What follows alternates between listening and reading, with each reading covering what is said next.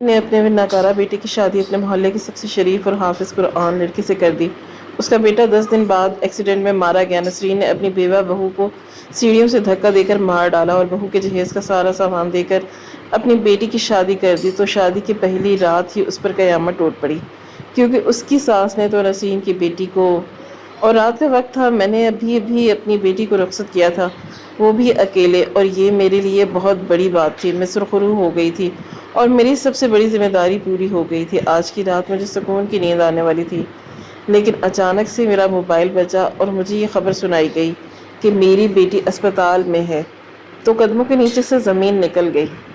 انہوں نے اتنا بھی نہیں بتایا کہ وہ کبھی۔ میرا نام نسرین ہے اور یہ میری زندگی کی کہانی ہے، جسے سن کر ہر کوئی حیران رہ جاتا ہے کہ واقعی اللہ نے جو وعدہ اپنی مخلوق سے کیا ہے وہ کبھی بھی ان کے خلاف نہیں کرتا۔ میرا ایک ہی بیٹا تھا جس کا نام ولید تھا۔ وہ میری آنکھوں کا تارا ہونا چاہیے تھا، مگر افسوس کہ وہ بہت ہی نکما اور سست مزاج انسان تھا۔ صبح کے 10 بجے تک سوتا رہتا، اٹھتا تو ناشتہ مانگتا اور ناشتہ کھانے کے بعد ٹی وی کے سامنے بیٹھ جاتا۔ میں دیکھ کر جلتی رہتی، میرا دل کرتا کہ اس کے سر پر ڈنڈا ماروں کہ اٹھ کر کچھ کام کر کے کچھ بن جا، مگر وہ کچھ نہ مانتا، کہتا کہ دنیا میں سب قسمت سے ہو چلتا ہے، جب قسمت بدلے گی تب کچھ بن جاؤں گا۔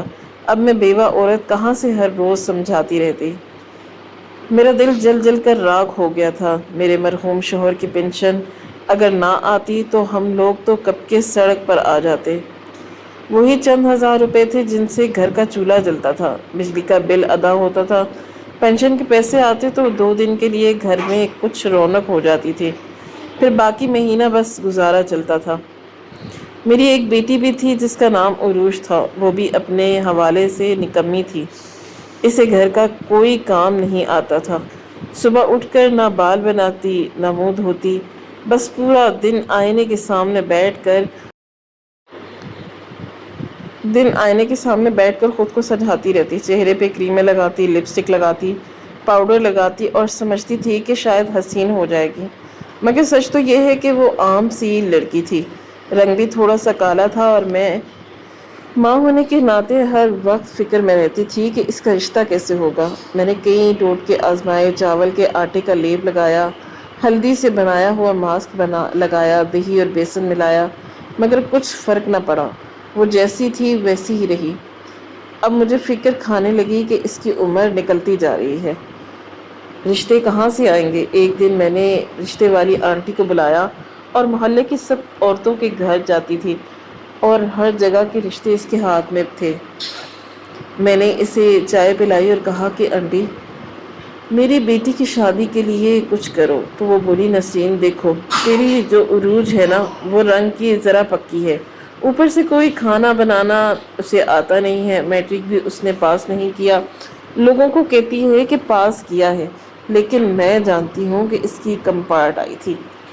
میں نے تھوڑی شرمندگی سے سر جھکا لیا اور کہا کہ ہاں، تجھ سے کیا چھپانا، تو اسی محلے کی ہے، سب جانتی ہے، اب بتا تو ایسی صورت میں کیا کروں۔ رشتے والی آنٹی نے چائے کا گھونٹ بھرا اور بولی کہ بیٹیوں کے رشتے جہیز سے ہوتے ہیں، کوئی گاڑی کے ساتھ بیٹی لے جاتا ہے، کوئی سامان کے ساتھ بیٹی لے جاتا ہے، کوئی پیسوں کے ساتھ بیٹی لے جاتا ہے، بیٹیاں نہیں جاتی، جہیز جاتا ہے، جہیز کے ساتھ بیٹیاں جاتی ہیں، اور تم نے تو اس کا جہیز بھی جمع نہیں کیا، اب بتا ایسے میں کون تیری بیٹی کو لے گا۔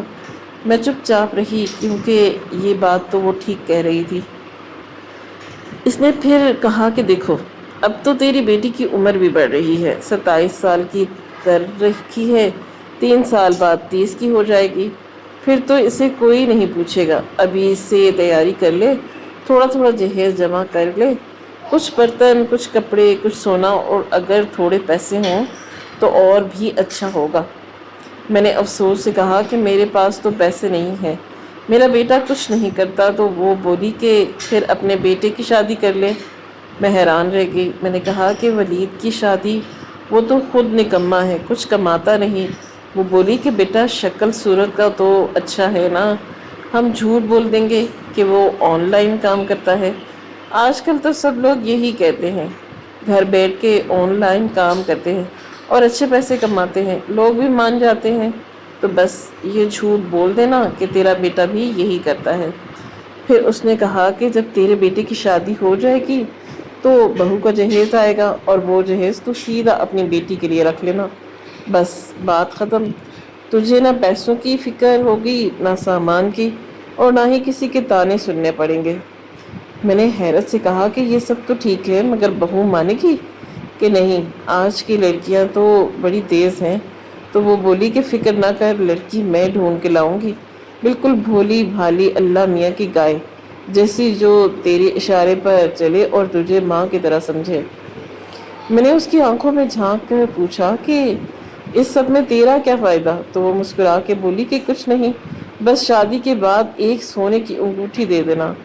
میں نے سوچا کہ سونے کی انگوٹھی کون سی سستی آتی ہے، مگر بات اس کی دل میں اتر گئی تھی۔ اس کا مشورہ کمال کا تھا۔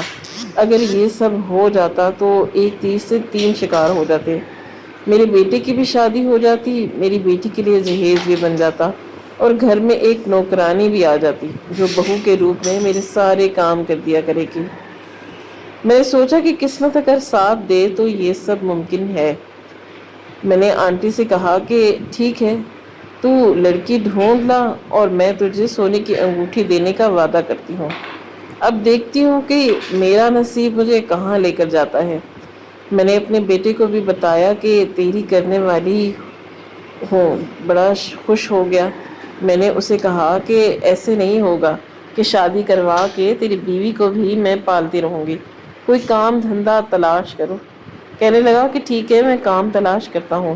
پہلی دفعہ مجھے ایسا لگا کہ شاید اس کے اندر کی غیرت جاگ گئی اور یہ واقعی کوئی کام تلاش کر لے گا، کیونکہ اگر چاہتا تو کوئی نہ کوئی نوکری کر سکتا تھا۔ ویسے ہی اسے مفت کی روٹیاں توڑنے کی عادت تھی۔ پتہ نہیں میں نے آخری دفعہ اسے پیار سے کب بلایا تھا۔ میں ہر ٹائم اسے دھتکارتی رہتی تھی۔ بے روزگار بیٹے کی گھر میں کوئی عزت نہیں ہوتی۔ کھانا کھانے بیٹھتا تھا تو میں اس کی پسند کی بوٹی تک نہیں دیتی تھی کہ خود کما کے لائے گا تو پھر دے دوں گی، لیکن بڑا ڈھیٹ آدمی تھا، پھر بھی چپ کر کر کھا لیتا تھا۔ اب کہنے لگا کہ آپ میری شادی کا فیصلہ کر ہی رہی ہیں تو میں بات ضرور مانوں گا۔ غصہ تو مجھے ابھی بھی بڑا آیا کہ ابھی بھی کون سی میری بات مانی ہے۔ شادی کے لیے خوش ہو رہا ہے، پھر سوچا کہ چلو اسی طرح ٹھیک ہو جائے گا۔ رشتے کروانے والی نجمہ نے آخرکار ایک رشتہ تلاش کر ہی لیا جو بالکل میرے حساب سے ٹھیک بیٹھا تھا۔ نجمہ نے بڑے اطمینان سے کہا کہ ایک خاندان ہے جو بہت اچھا اور عزت دار ہے، اکلوتی بیٹی ہے، ان کے نام کی تحریم، ماں باپ کی دونوں بیرون ملک جانے کی تیاری میں ہے۔ ان کا ایک بیٹا وہاں نوکری کرتا ہے اور وہ چاہتے ہیں کہ اپنی بیٹی کی شادی پاکستان میں ہی کر کے جائیں، کیونکہ ادھر کوئی اچھا اور مطمئن رشتہ انہیں نہیں مل رہا۔ نجمہ کے الفاظ سنتے ہی میرے دل میں امید کی ایک کرن جاگی۔ اس نے کہا کہ وہ لوگ ہر طرح کا جہیز دینے کو تیار ہیں اور ساتھ پیسے بھی دیں گے، بس ایک یہی شرط ہے ان کی کہ لڑکا خوبصورت ہونا چاہیے، کیونکہ ان کی بیٹی بہت حسین ہے۔ میں نے فوراً جواب دیا کہ میرا بیٹا بے روزگار ضرور ہے، مگر شکل و صورت سے تو بالکل ہیرو لگتا ہے۔ اس کی آنکھیں بڑی بڑی ہیں، رنگ صاف، قد لمبا اور چہرے پر نرمی اور معصومیت، جو دیکھے وہ تعریف کرے۔ میں نے کہا کہ ٹھیک ہے، میں اس کی سب سے اچھی تصویر نکال کے دیتی ہوں۔ نجمہ نے ہنستے ہوئے کہا کہ بس تصویر بھیج دو، باقی کام میرا ہے۔ میں نے بیٹے کی وہ تصویر نکالی جو اس نے اپنی زندگی میں سب سے اچھے کپڑوں میں کھنچوائی تھی۔ سفید شرٹ میں وہ بہت جچ رہا تھا۔ میں نے تصویر نجمہ کے ہاتھ میں دے دی اور اس نے وعدہ کیا کہ ایک ہفتے کے اندر جواب دے گی۔ پورا ایک ہفتہ میں بے چینی سے اس کا انتظار کرتی رہی، دن رات یہی سوچتی رہی کہ اگر یہ رشتہ پکا ہو گیا تو میری قسمت کھل جائے گی، میری بیٹی کے جہیز کا بھی انتظام ہو جائے گا اور میرے گھر میں ایک نئی خوشبو بھر جائے گی۔ 7 دن بعد نجمہ مسکراتی ہوئی گھر میں داخل ہوئی۔ اس کے چہرے پر ایک ایسی خوشی تھی جو کوئی بہت بڑی کامیابی حاصل کر کے آئی ہو۔ اس نے بیٹھتے ہی کہا مبارک ہو نسرین، ان لوگوں کو لڑکا بہت پسند آ گیا۔ لڑکی نے خود اپنی زبان سے کہا کہ مجھے یہی لڑکا پسند ہے۔ میں نے دل ہی دل میں شکر ادا کیا اور زور سے کہا کہ بھلا میرے بیٹے کو کون ناپسند کر سکتا ہے۔ نجمہ ہنستی رہی اور بولی کہ اب تیاری کر لے کیونکہ وہ لوگ جلد ہی میں ہیں۔ انہوں نے کہا ہے کہ ہمیں باہر ملک جانا ہے، اس لیے شادی اسی مہینے کرنی ہے۔ میں نے سوچا کہ یہ تو اور بھی اچھی بات ہے، جتنا جلدی ہو اتنا بہتر۔ میں نے دل ہی دل میں سوچا کہ نجمہ واقعی ہی کمال کی عورت ہے۔ چند دنوں میں اس نے وہ کر دکھایا جو سالوں میں نہ کر پائی۔ وہ لوگ واقعی ہی بہت پیسے والے تھے۔ ایک ہی مہینے میں انہوں نے سارا جہیز تیار کر لیا، اے سی سے لے کر فریج تک، LED اوون، فرنیچر، الماریاں، صوفہ سیٹ، ٹیبل، کرسیاں، برتن، حتیٰ کہ چھوٹی چھوٹی چیزیں بھی جہیز میں شامل تھیں۔ ان کا انداز دیکھ کر لگتا تھا کہ جیسے ایک کمرے کا نہیں بلکہ پورے گھر کا جہیز تیار کیا ہو۔ یہاں تک کہ انہوں نے میری بیٹی کو موٹر سائیکل بھی دے دی۔ شادی کے دن ہمارے گھر میں چراغاں تھا۔ محلے والے تعریف کرتے نہیں تھکتے تھے کہ سب کہتے تھے کہ نسرین تیرے تو دن پھر گئے، اتنا اچھا رشتہ ملا تو اب سکھ سے جی سکے گی۔ اندر ہی اندر خوشی سے میں پھولے نہیں سما رہی تھی کہ سب میری سمجھداری کا نتیجہ ہے۔ تحریم کی ماں باپ نے شادی کے فوراً بعد بیٹی کو ہمارے حوالے کیا اور خوشی خوشی بیرون ملک چلے گئے۔ جاتے وقت کہہ کر گئے کہ بیٹی کا خیال رکھنا، وہ بہت معصوم ہے اور زیادہ لوگوں میں گھلنے ملنے والی نہیں۔ میں نے سر ہلا کر وعدہ کیا کہ میں اسے اپنی بیٹی کی طرح رکھوں گی۔ شادی کے بعد کا پہلا ہفتہ ہمارے گھر میں جیسے عید کا سماں تھا۔ نئی بہو کے آنے سے گھر میں زندگی بھر آئی۔ صبح وہ مسکرا کے سب کو سلام کرتی، شام کو چائے بناتی اور مجھ سے باتیں کرتی۔ وہ واقعی بہت نرمی سے پیش آتی۔ میرے دل میں اس کے لیے پیار بھی تھا اور ایک سکون بھی کہ شاید میری قسمت بدل گئی ہے۔ میرا بیٹا ولید بھی اس کے ساتھ بہت خوش تھا۔ ویسے تو وہ نکما تھا، مگر بہو کے آنے کے بعد اس کے چہرے پر ایک الگ سی چمک تھی۔ وہ ہر وقت اس کے آگے پیچھے پھرتا رہتا، جیسے کوئی عاشق اپنے محبوبہ کے گرد رہتا ہے۔ میں دیکھتی اور دل ہی دل میں کہتی کہ یہ لڑکا تو زن مرید بن جائے گا۔ تحریم بھی اپنے شوہر کے ساتھ بہت خوش دکھائی دیتی۔ میں نے سوچا کہ ایک ہفتہ گزرنے دو، جب تک اس کے ماں باپ ملک سے باہر چلے جائیں، پھر میں بتاؤں گی کہ کیا کرنا ہے، کیونکہ اب یہ گھر میرا ہے اور میں ہی طے کروں گی کہ اس کے جہیز کا کیا کرنا ہے، اگلا قدم کیسے اٹھانا ہے۔ میری آنکھوں میں اب نئی امید جگی تھی۔ شاید اب وقت میرا ہو گیا ہے۔ اب میں اپنی بیٹی کے لیے بھی وہ سب کروں گی جو برسوں سے خوابوں میں دیکھتی تھی۔ میں نے تحریم کو بڑے پیار سے باتوں میں لگایا اور اسے سمجھایا کہ بیٹا ابھی کوئی بھی سامان نہیں کھولنا، بس فی الحال تمہارا بیڈ سیٹ کر دیا، باقی سب چیزیں وہیں بھی پڑی رہنے دو۔ میں نے نرمی سے کہا کہ دیکھو یہ سب نیا سامان ہے، ابھی اگر ہم نے سب کچھ کھول دیا تو کچھ دنوں کے استعمال سے یہ بیٹھ جائے گا، خراب ہو جائے گا، اس کی چمک بھی ختم ہو جائے گی۔ اس لیے بہتر یہی ہے کہ ابھی یہ سارا سامان پیک ہی رہنے دو، کیونکہ ہم نے یہ گھر بدلنا ہے، ہمارا اپنا گھر بن رہا ہے اور جب نیا گھر بن جائے گا تو ہم وہاں چلے جائیں گے، کچھ نیا سیٹ کریں گے، LED لگائیں گے، فریج رکھیں گے، فرنیچر سیٹ کریں گے، پردے لگائیں گے، برتن سجائیں گے، تبھی تو مزہ آئے گا کہ نیا گھر، نیا سامان اور نئی زندگی۔ اس کی بات سمجھ آ گئی تھی اور بولی کہ ٹھیک ہے ماں جی، جیسے آپ کہیں ویسے ہی کر لوں گی۔ ویسے بھی شروع میں دلہن کی زبان نہیں نکلتی تھی، وہ شرمیلی بھی تھی۔ میں جانتی تھی کہ یہی وقت ہے جب مجھے اپنے سارے کام نکلوانے ہیں، کیونکہ ابھی وہ میری باتوں کے آگے کچھ بول نہیں سکتی تھی۔ میں نے نجمہ کو پہلے ہی کہہ دیا تھا کہ بیٹی کا رشتہ جلد از جلد تیار رکھو، تاکہ بس میں ایک کے بعد ایک رخصتی کر دوں اور گھر کے سارے بوجھ ہلکے ہو جائیں۔ میں نے اپنی بیٹی عروج کو بھی سمجھا دیا تھا کہ تو نے پریشان نہیں ہونا، تیرے جہیز کا انتظام میں نے خود کر لیا ہے، اب تیرا رشتہ پکا ہونے ہی والا ہے۔ میں نے نجمہ سے کہا تھا کہ لڑکے والوں کو صاف بتا دو کہ ہم فریج، ٹی وی، AC سب کچھ دیں گے، تاکہ ان کے دل میں بھی کوئی شک نہ رہے۔ نجمہ نے چند دن بعد بتایا کہ ایک خاندان مل گیا ہے جو جوائنٹ فیملی، لیکن سامان کے معاملے میں یہی لوگ خامی بھر رہے ہیں۔ لڑکی کی تصویر بھی دکھائی اور وہ کہہ رہے ہیں کہ اگر جہیز اچھا دیں تو ہم فوراً قبول کر لیں گے۔ میں نے ہنستے ہوئے کہا کہ خاندان والے تو سارے ہی برے ہوتے ہیں، اگر جہیز اچھا ہے تو سب کے سب منہ بند ہو جاتے ہیں۔ نجمہ نے کہا کہ لڑکا ذرا سیدھا سادہ ہے، بالکل کاٹ کا الو، تیری بیٹی کا غلام بن کر رہے گا۔ میں نے دل ہی دل میں خوش ہو کر کہا کہ پھر ادھر ادھر کی بات چلا دو، یہی لوگ سب ٹھیک رہیں گے۔ ادھر تحریم سے میری باتوں میں دن گزرتے جا رہے تھے۔ ایک دن اس نے بتایا کہ وہ حافظ قرآن ہے۔ میں نے مسکرا کر کہا کہ یہ تو بہت اچھی بات ہے۔ دل ہی دل میں نے سوچا کہ اس بات کا مجھے کیا فائدہ، میں نے تو اسے جس مقصد کے لیے اس گھر میں لایا تھا وہی کام کروانا تھا۔ لیکن پھر مجھے ایک عورت نے مشورہ دیا کہ نسرین تو کیوں نہ اپنے گھر میں ایک چھوٹا سا مدرسہ بنا لے، تحریم چونکہ قرآن جانتی ہے تو محلے کی عورتوں کے بچے تو اس سے پڑھنے آیا کریں گے۔ 30-40 بچے بھی آ جائیں تو ہر ایک سے 500-500 لے کے اچھا کام چل پڑے گا۔ میں نے سوچا کہ یہ تو بہترین مشورہ ہے، نہ کوئی محنت نہ کوئی خرچہ، گھر بیٹھے کمائی ہو جائے گی، سب سے بڑھ کر کہ یہ بہو بھی گھر میں رہے گی، باہر نہیں جائے گی۔ میں دل ہی دل میں خوش تھی کہ اب تو میرا پکا انتظام ہو گیا۔ ایک طرف میری بیٹی کی شادی کی تیاری ہو رہی تھی، دوسری طرف بہو گھر میں کمانے والی آ گئی تھی۔ بیٹا چاہے کچھ کرے نہ کرے گھر کے خرچے چل رہے تھے۔ میں راتوں کو سکون سے سوتی اور سوچتی کہ آخر کار میری قسمت جاگ اٹھی۔ مگر کہتے ہیں نا کہ انسان سوچتا کچھ ہے اور ہوتا کچھ ہے۔ ہم ایک پلان بناتے ہیں مگر اللہ کا پلان ہمیشہ ہم سے بہتر ہوتا ہے، اور مجھے اس وقت اللہ کے اس فیصلے سے بالکل انجان تھی۔ میرے بیٹے کی شادی کو بھی چند ہی دن گزرے تھے کہ ایک دن ایسا آیا کہ جس نے میری دنیا ادھر ادھر کر دی۔ وہ کسی کام سے باہر گیا، راستے میں ایک حادثہ پیش آیا اور میرا اکلوتا بیٹا ہمیشہ کے لیے اس دنیا سے چلا گیا۔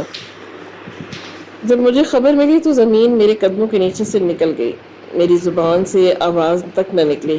میری آنکھوں کے سامنے اندھیرا چھا گیا اور میں وہیں گر پڑی۔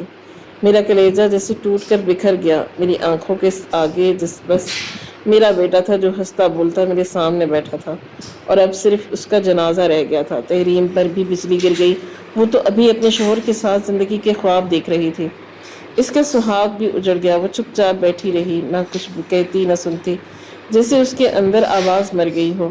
میرے گھر میں ماتم چھا گیا، رشتہ دار محلے والے آئے، سب نے تعزیت کی، مگر اس کی ماں کے دل کا دورہ کوئی نہ سمجھ سکا۔ میں دن رات روتی تھی اور اپنے بیٹے کے کپڑوں کو سینے سے لگا کر بیٹھ جاتی کہ کاش یہ سب خواب ہوتا۔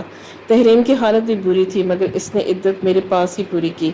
میں نے اس کا پورا خیال رکھا اور اسے کوئی تکلیف نہ دی، کیونکہ اب وہ بیوہ ہو چکی تھی۔ عدت ختم ہونے کے بعد ایک دن اس کے پاس گئی اور چپ چاپ بیٹھی تھی۔ چہرہ زرد تھا، آنکھوں میں اداسی اس کا سمندر تھا۔ میں نے نرمی سے پوچھا کہ بیٹی اب تو کیا کرنا چاہتی ہے؟ تیرے شوہر کی تو دنیا چھوڑے دن گزر گئے، مگر زندگی تو ابھی پڑی ہے، اب بتا تو کیا سوچتی ہے، کیونکہ اب آگے کا فیصلہ تجھے کرنا ہے۔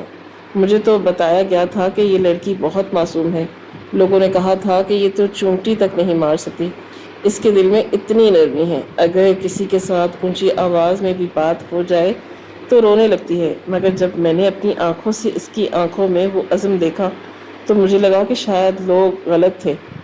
اس کے اندر ایک ایسا حوصلہ چھپا تھا جو میں نے کسی عورت میں نہیں دیکھا۔ وہ اپنی زندگی کے فیصلے خود لینا چاہتی تھی۔ اس نے صاف کہا کہ اب میں اپنی زندگی کسی کے کہنے پہ نہیں گزاروں گی، میں الگ گھر لے کر مدرسہ بناؤں گی، بچوں کو قرآن پڑھاؤں گی اور اپنے پاؤں پر کھڑی ہوں گی۔ وہ کہہ رہی تھی کہ اس کے ماں باپ کو ابھی تک اس کے شوہر کی موت کا علم نہیں ہے، اور اگر ہو بھی جائے تو کیا کر لیں گے، وہ تو خود باہر کے ملک میں ہیں، بھائی کے سہارے رہتے ہیں، ان کے پاس اس کے لیے نہ گھر ہے نہ آسرا۔ کہنے لگی کہ آپ لوگ بہت اچھے ہیں، لیکن آپ لوگ میرے اپنے تو نہیں ہیں، آپ لوگوں کے ساتھ زیادہ وقت نہیں گزارا، میرا شوہر بھی اس دنیا سے چلا گیا، میں ماں بھی نہیں بننے والی ہوں، اور میری زندگی صرف میری ہے، اتنا سامان ہے میرے پاس کہ میں اپنا گھر بسا سکتی ہوں، کل کو کسی اور سے شادی بھی کر لوں گی، کیونکہ اتنی لمبی زندگی اکیلے تو نہیں گزرے گی، ابھی تو میں جوان ہوں، میری عمر ہی کیا ہے، میرے ساتھ جو ہوا بہت برا ہوا، شاید مجھے کسی کی نظر لگ گئی، لیکن اب میں نے سمجھ لیا ہے کہ مجھے کیا کرنا ہے۔ اس نے تو صرف اپنے بارے میں سوچا اور کسی کے بارے میں بھی نہیں، اور سیدھا سیدھا کہہ دیا کہ اسے کیا کرنا ہے۔ میں نے جب اس کی باتیں سنی تو میرے دل کے اندر جیسے کوئی طوفان اٹھ گیا، میرے کانوں میں صرف ایک ہی جملہ گونج رہا تھا، کہ میں اپنے سامان کے ساتھ لے جاؤں گی۔ میرے دل نے کہا کہ یہ اگر چلی گئی تو سب کیا ہوگا؟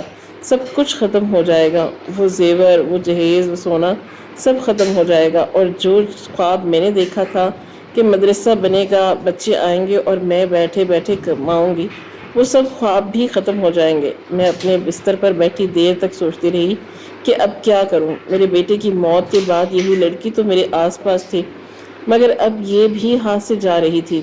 رات کا وقت تھا، گھر بالکل خاموش تھا، ہر کوئی اپنے کمروں میں تھا، بس وہ اوپر کے کمرے کی سیڑھیوں کے پاس کھڑی اپنے کسی دوست سے فون پر بات کر رہی تھی۔ میں نیچے سے گزری تو اس کی آواز صاف سنائی دے رہی تھی۔ وہ کہہ رہی تھی کہ کل تم اپنے شوہر کو لے آنا، 4 مزدوروں کو بھی بلا لینا، کافی سامان ہے، میں کل ہی شفٹ ہونا چاہتی ہوں۔ میرا یہاں دل نہیں لگتا، میرا دم گھٹتا ہے۔ میں یہ سب سن کر کانپ گئی، میرے اندر لالچ کا زہر بھر گیا۔ میں نے سوچا کہ اگر آج اپنے کچھ نہیں کیا تو کل سب کچھ ختم ہو جائے گا۔ میں آہستہ آہستہ اس کے پیچھے گئی، اس کے ہاتھ میں فون تھا، وہ ہنس رہی تھی، اس کے چہرے پہ ایک سکون تھا جس سے سب کچھ طے کر چکی ہو۔ اسی لمحے میں نے سوچا سمجھے بغیر اسے زوردار دھکا دیا۔ زیادہ لڑکھڑاتی اور چیختی کی مہلت نہ ملی، سیدھی سیڑھیوں سے نیچے جا گری۔ سیمنٹ کی بنی سیڑھیاں ایسی تھی کہ ایک بار گرنے والا کبھی بچتا نہیں۔ اس کے سر سے خون بہنے لگا۔ میں نیچے بھاگی، شور مچایا، میری بیٹی بھی دوڑتی ہوئی آئی۔ ہم دونوں نے چیخ چیخ کر محلے والوں کو بلایا، سب نے سمجھا کہ ایک حادثہ ہے۔ کسی کو اندازہ نہ ہوا کہ یہ سب میرے ہاتھوں سے ہوا۔ اسپتال پہنچنے سے پہلے ہی وہ دم توڑ چکی تھی۔ ڈاکٹر نے کہا کہ لڑکی کا انتقال سیڑھیوں سے گرنے کی وجہ سے ہوا۔ محلے والوں نے دلاسے دیے اور ہم نے خاموشی سے اس کی تدفین کر دی۔ اس نے اپنے ماں باپ کو شوہر کی موت کی خبر نہیں دی تھی، اس لیے ہمیں بھی کسی سے رابطہ نہیں کرنا پڑا۔ اگلے دن ایک عورت آئی، وہی جس سے وہ فون پر بات کر رہی تھی۔ وہ کہنے لگی کہ تحریم نے کہا تھا کل شفٹ ہونے والی ہے۔ میں نے کہا کہ ہاں، وہ تم سے بات کر رہی تھی۔ پاؤں پھسل گیا، بیچاری گر گئی اور جان چلی گئی، اور وہ کچھ دیر خاموش رہی، پھر بولی کہ اس کے ماں باپ کو اطلاع دے دینی چاہیے۔ میں نے ٹھنڈے لہجے میں کہا کہ ماں باپ کو اطلاع دو یا مت دو، ہم نے تو اپنا فرض پورا کر دیا۔ وہ عورت بار بار میری طرف دیکھ رہی تھی، پھر اس کی نظریں جہیز کے سامنے ٹھہر گئی۔ شاید وہ پہچان رہی تھی کہ یہ سب وہی چیزیں ہیں جو تحریم کے ساتھ آئی تھی۔ میں نے اس کی نظریں بھانپ لی اور کہا کہ اب تم یہاں سے جا سکتی ہو، تمہاری دوست اب اس دنیا میں نہیں رہی، ہمارا اس سے اب کوئی تعلق نہیں رہا۔ اس نے ایک نظر میری طرف دیکھی، پھر خاموشی سے چلی گئی، جیسے اس کے دل میں کچھ سوال جواب باقی رہ گئے تھے۔ میں نے دروازہ بند کیا اور دل میں ایک ہی بات گونج رہی تھی کہ اب جلدی کر نسرین، جو کرنا ہے فوراً کر ڈال، کہیں دیر نہ ہو جائے، کہیں کوئی اور مصیبت نہ کھڑی ہو جائے، کیونکہ اب میرے اور میری بیٹی کے بیچ صرف وہ سامان تھا جو ہمارے مستقبل کی ضمانت بن سکتا تھا، اور میں کسی بھی قیمت پر اسے ہاتھ سے جانے نہیں دینا چاہتی تھی۔ میں نے نجمہ سے کہا کہ اب جلدی جلدی ان لوگوں سے کہہ دے کہ کیونکہ گھر میں آگے پیچھے 2 میتیں ہوئی ہیں، اس لیے ہم لوگ سادگی سے بیٹی کو رخصت کرنا چاہتے ہیں۔ باقی ان لوگوں نے اگر کوئی دھوم دھڑکا کرنا ہے، دھوم دھام کرنے ہیں، یا ہمیں کوئی مسئلہ نہیں ہے۔ نجمہ نے بھی وہاں جا کے یہی کہانی سنائی۔ ان لوگوں نے کہا کہ ہم بھی بس ولیمہ ہی کرنا چاہتے ہیں، ہمارے ایک فنکشن کے پیسے بچ جائیں گے، ہمیں ایک ہی دفعہ لوگوں کو کھانا کھلانا پڑے گا۔ لگتا ہے وہ لوگ بھی بڑے کنجوس تھے۔ ٹیمپو آ گیا اور میری بیٹی کا سارا سامان رخصت ہو گیا۔ اب وہ میری بیٹی کا ہی سامان تھا۔ وہ لوگ بھی اسے بڑی عزت سے دلہن بنا کر لے کر، لڑکا بھی بہت اچھا تھا۔ گھر میں پہلے 2 عورتیں اور بھی تھیں، اس کی جیٹھانیاں تھیں، لیکن میں نے پتہ کروا لیا تھا کہ اتنا سامان تو وہ بھی نہیں لے کر آئی تھی۔ جو موٹر سائیکل میرے بیٹے کو دیا گیا تھا، میں نے وہ موٹر سائیکل بھی ساتھ دے دیا۔ لڑکا بھی خوش ہو گیا۔ میں نے سر اٹھا کر سینہ چوڑا کر کے اپنی بیٹی کو رخصت کیا۔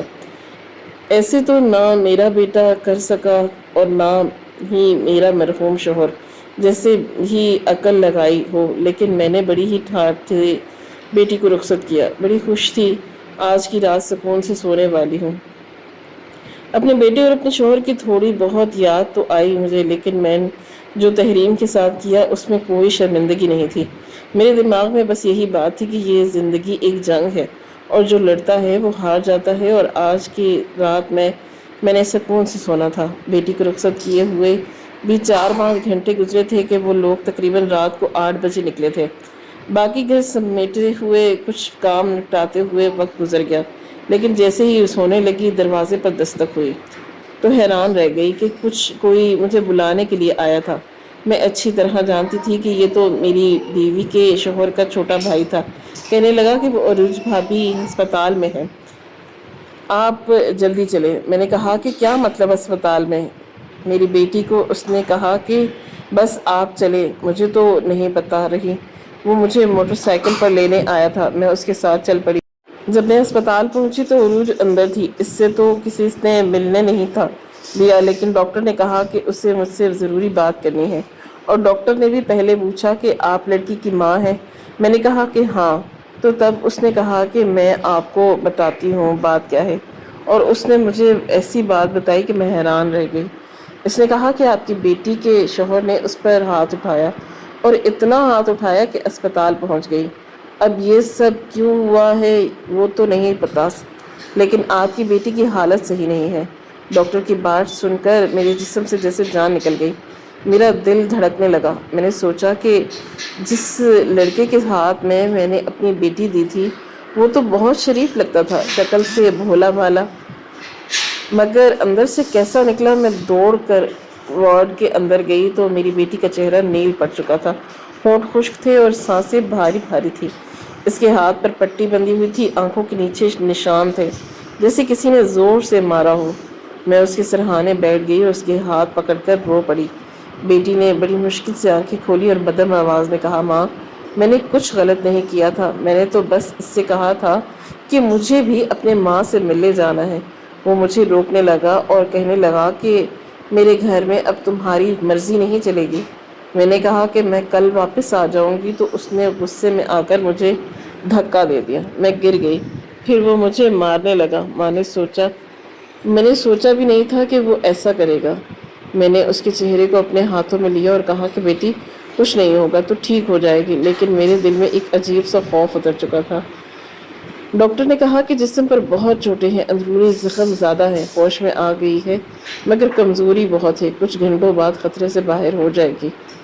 میں نے رات اسپتال میں ہی گزاری۔ صبح جب سورج نکلا تو اس کا شوہر بھی آیا۔ اس کے چہرے پر ندامت نہیں تھی بلکہ اکڑ تھی۔ وہ کہنے لگا کہ یہ سب عورتوں کی عادتیں ہوتی ہیں، بات بات پر ضد کرتی ہیں۔ میں نے غصے میں ہاتھ اٹھا دیا تھا، بس ماں ہونے کے ناطے میرا دل جل اٹھا۔ میں نے اسے کہا کہ اگر بیوی پر ہاتھ اٹھانا تمہاری مردانگی ہے تو تم مرد نہیں ظالم ہو۔ اس نے میری طرف دیکھا اور خاموشی سے پلٹ گیا۔ میں جان چکی تھی کہ میری بیٹی کی زندگی تو شروع ہوتے ہی زہر بن گئی۔ اس کے نصیب نے اس کے لیے وہی لکھا تھا جو شاید میں نے اپنے چالوں سے دوسروں کے لیے سوچا تھا۔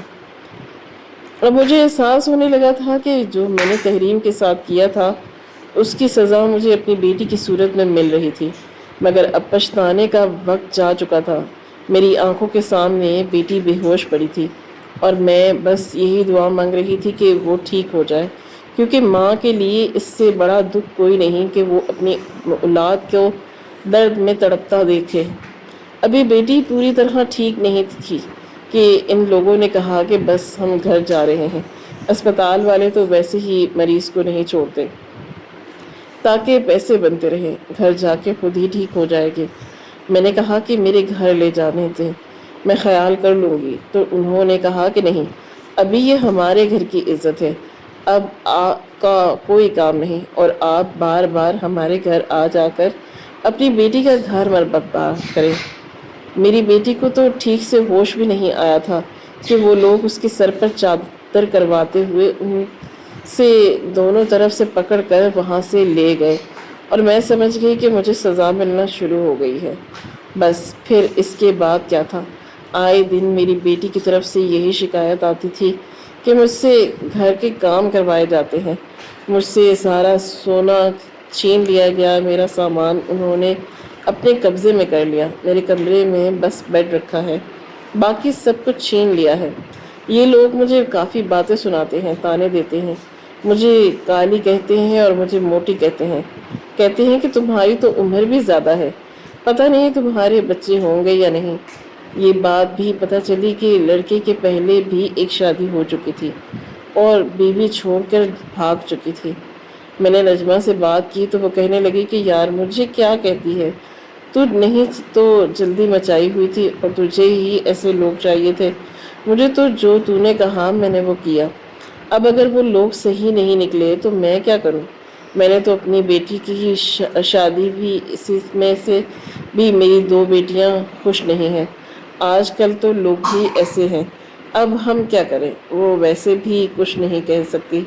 میں نے تھوڑی ہی ہمت کی اور کہا کہ اگر آپ لوگوں نے میری بیٹی کے ساتھ یہی سلوک کرنا ہے تو پھر میں اپنی بیٹی کو واپس لے جاؤں گی۔ تو وہ کہنے لگے کہ لے جائیں، مہربانی کریں، یہ تو آپ کی ہمارے اوپر مہربانی ہوگی، حتیٰ جاتا تو اس کو کچھ ہے، آتا جاتا تو اس کو کچھ ہے نہیں، 4 بندوں کی روٹی تو یہ پکا نہیں سکتی، ہمارے لیے مصیبت بنی ہوئی ہے، اس کا تو شوہر بھی اس سے خوش نہیں۔ میں نے کہا کہ پھر سارا سامان واپس کریں، تو کہنے لگے کہ کوئی سامان واپس نہیں ہوگا، جو آپ نے شادی پہ ہمارا خرچہ کروایا ہے سمجھے پورا ہو گیا، ورنہ اس لڑکی کے لیے 1 روپیہ بھی نہ خرچ کرتا۔ کوئی بیٹی کو سمجھا بجھا کر واپس بھیج دیا کہ بیٹا تو چلی جا، کیونکہ اگر تیرا رشتہ ٹوٹا تو دوسری جگہ شادی کرنے میں بہت مشکل ہو جائے گی اور دینے کے لیے کوئی اور سامان بھی نہیں ہوگا۔ اور مجھے ایسے دیکھ رہی تھی جیسے جانتی تھی کہ یہ سب کچھ میرے ہی کیے کی سزا ہے جو اسے مل رہی ہے۔ اس کی آنکھوں میں ایک خاموش شکوہ تھا، ایک درد بھرا سوال کہ ماں آخر تو نے میرے نصیب کے ساتھ کیا کیا، کیوں کھیلا؟ میں اس کی نظروں میں برداشت نہیں کر پا رہی تھی۔ میرا دل چاہ رہا تھا کہ چیخ مار کر رو پڑوں، مگر میں نے خود کو مضبوط کیا اور کہا کہ بیٹی برداشت کر، وقت سب کچھ ٹھیک کر دیتا ہے۔ مگر میں جانتی تھی کہ یہ جھوٹ تھا، وقت کبھی اور وہ زخم نہیں بھرتا جو دل پر لگتے ہیں۔ میں دروازے تک چھوڑنے گئی، اس نے جاتے جاتے صرف اتنا کہا کہ ماں تو نے ہمیشہ دوسروں کے گھر کے لیے دعائیں مانگی، مگر اپنی بیٹی کے لیے شاید بد دعائیں لکھوا لی۔ میں ساکت کھڑی رہ گئی، میرے قدم جیسے زمین میں دھس دیے گئے۔ وہ چلی گئی اور میرے اندر ایک خالی پن رہ گیا۔ مجھے لگا کہ جس سے میرے گناہوں کا بوجھ میرے کندھوں پہ رکھ دیا گیا۔ میں نے جو دوسروں کی بیٹی کے نصیب بگاڑے تھے، آج وہی ہاتھ میرے اپنے گھر کی دیواروں پر آگ بن کر لگ رہے تھے۔ اب راتوں کو نیند نہیں آتی تھی اور ہر پل یہی خیال ستاتا تھا کہ میری بیٹی وہاں کیا کر رہی ہوگی، کیا اس نے کچھ کھایا ہوگا، اور جب کبھی فون آتا تو ڈر کے کانپ رہی ہوتی کہ کہیں کوئی نئی مصیبت کی خبر نہ ہو۔ میری زندگی اب توبہ اور پچھتاوے کے بیچ قید ہو گئی تھی، مگر اب کچھ بھی بدلنے کو نہیں تھا، بہت دیر ہو چکی تھی۔ میری بیٹی پہ انہوں نے ظلم اتنے زیادہ کرنے شروع کر دیے تھے کہ وہ دن بھاگ کر میرے گھر آ گئی اور کہنے لگی کہ میں اپنی جان دے دوں گی لیکن واپس نہیں جاؤں گی۔ اس کے چہرے پہ خون بھی تھا، درد بھی تھا اور بے بسی بھی۔ میں نے اپنی آنکھوں سے دیکھا کہ اس کی کلائیوں پہ نیل تھے، چہرے پہ خراشیں تھیں، بال بکھرے ہوئے تھے اور کپڑے میلے تھے، جیسے وہ کئی دن سے سوئی ہی نہ ہو۔ وہ دروازہ بند کرتے ہی فرش پہ بیٹھ گئی اور پھوٹ پھوٹ کر رونے لگی۔ میں اس کے قریب گئی تو اس کی میری گود میں سر رکھ کر اور بس یہی کہا کہ ماں میں مر جاؤں گی مگر ان درندوں کے گھر واپس نہیں جاؤں گی۔ میں نے اسے چپ کروانے کی بہت کوشش کی، مگر اس کی سسکیاں رکنے کا نام ہی نہیں لے رہی تھی۔ اس دن مجھے محسوس ہوا کہ ایک ماں کا دل جتنا ٹوٹتا ہے وہ آواز کسی کو سنائی نہیں دیتی۔ میں بھی اس کے ساتھ رونے لگی اور تب فیصلہ کر لیا کہ اب وہ واپس نہیں جائے گی، چاہے دنیا کچھ بھی کہے۔ میرے پاس کچھ نہیں بچا تھا، نہ پیسے، نہ آسرا، نہ سہارا۔ بیٹی کے جہیز کا سارا سامان وہ لے گئے تھے، اوپر سے وہ لوگ باز نہیں آئے بلکہ انہوں نے الٹا ہم پہ کیس کروا دیا، کہا کہ ہم نے ان کی بدنامی کی ہے، ان کے گھر کی عزت خراب کی ہے۔ مجھے سمجھ نہیں آ رہی تھی کہ میں کس عدالت میں جاؤں، کس عدالت میں انصاف مانگوں، جب میں خود ہی گنہگار تھی۔ میرے ضمیر کی عدالت تو پہلے ہی مجھے مجرم قرار دے چکی تھی۔ کریم کے گھر والوں نے بھی کیس دوبارہ کھولنے کی دھمکیاں دینا شروع کر دی تھی اور وہ آج کل واپس آئے ہوئے تھے اور مجھے لگا کہ اگر میں یہاں رہی تو میری بیٹی کو ان کی طرح کسی دن کچھ اور جائے گا۔ اس لیے ایک رات سب سو چکے تو میں نے چپکے سے چند کپڑے ایک تھیلے میں ڈالے، بیٹی کا ہاتھ پکڑا اور گھر سے نکل پڑی۔ وہ رات بہت بھیانک تھی، اندھیرا ایسا کہ ہاتھ کو ہاتھ دکھائی نہ دے رہا تھا، اور خوف ایسا کہ دل سینے میں کانپ رہا تھا۔ مگر اس وقت میرے پاس ڈرنے کا حق نہیں تھا۔ میں ماں تھی، اور ماں جب اپنی اولاد کو بچانے نکلتی ہے تو دنیا کی کوئی طاقت اسے روک نہیں سکتی۔ ہم دونوں خاموشی سے گلیوں میں چلتے پھر جا رہے تھے۔ کہیں کہیں کتوں کے بھونکنے کی آواز آتی تو بیٹی کا ہاتھ زور سے پکڑ لیتی اور میرے کندھے پر سر رکھ کر بس یہ کہہ رہی تھی کہ ماں اب کہاں جائیں گے؟ میں نے کہا کہ بیٹا جہاں اللہ لے کر جائے گا وہاں پہنچ جائیں گے۔ ہم سڑک کنارے ایک بس اسٹاپ پر پہنچے تو وہاں صبح ہونے کو تھی۔ میں نے سوچا کہ شہر چھوڑ دینا ہی بہتر ہے، کیونکہ اب یہاں ہمارا جینا محال ہو گیا۔ میں نے جیب ٹٹولی تو چند 100 روپے تھے جو شاید میری بیٹی کے علاج کے لیے رکھے ہوئے تھے۔ انہی پیسوں سے ہم نے بس پکڑی اور ایک دوسرے شہر چلے گئے، جہاں کسی کو نہ ہمارا نام معلوم تھا، نہ چہرہ، نہ ماضی۔ وہ راستہ اتنا طویل اور تکلیف دہ تھا کہ لگتا تھا کہ جیسے ہر موڑ پر کوئی پرانی یاد ہمارا راستہ روکنے والی کھڑی ہو۔ مگر میں نے پیچھے مڑ کر نہیں دیکھا۔ نئے شہر میں آ کر ہم نے ایک کمرہ کرائے پر لیا۔ پرانا سا مکان تھا جس کی چھت جگہ جگہ سے ٹپک رہی تھی، مگر ہمارے لیے وہی جنت سے کم نہیں تھا، کیونکہ کم از کم وہاں خوف نہیں تھا۔ بھوک ضرور تھی مگر عزت باقی تھی۔ میں نے آس پاس کے گھروں میں کام مانگا، کسی نے برتن دھلانے کا کہا، کسی نے کپڑے دھونے کا، بیٹی نے بھی ایک گھر میں بچوں کو پڑھانے کا کام کر لیا۔ ہم دونوں دن رات محنت کرنے لگے اور یوں کسی طرح زندگی کی دن گزرنے لگے۔ پھر ایک دن کسی نے بتایا کہ ان لوگوں نے میری بیٹی کو طلاق بھیج دی ہے۔ طلاق نامہ جب بیٹی ہاتھ میں آیا تو ہاتھ کانپنے لگے، دل میں جیسے کسی نے خنجر مار دیا۔ اس کاغذ کے ساتھ مجھے یہ بھی پتہ چلا کہ اس کا سارا جہیز انہوں نے اپنی دوسری بیٹی کو دے کر رخصت کر دیا۔ میں نے وہ کاغذ زمین پر پھینکا اور کہا کہ یہ تو انصاف نہیں، یہ تو انتقام ہے۔ مگر فوراً ایک خیال آیا کہ میں نے بھی تو یہی کیا تھا، میں نے بھی ایک معصوم بیٹی کو اس کے حق سے محروم کر دیا تھا، بلکہ میں نے تو اسے زندگی سے ہی محروم کر دیا تھا۔ میں زمین پر بیٹھ گئی اور پھوٹ پھوٹ کر رونے لگی۔ بیٹی پاس آئی اور کہا کہ ماں رو مت، اب تو میں آزاد ہوں۔ میں نے اس کے چہرے کی طرف دیکھا اور سوچا کہ ہاں آزاد تو ہے، مگر اس آزادی کی قیمت اتنی بھاری کیوں ہے؟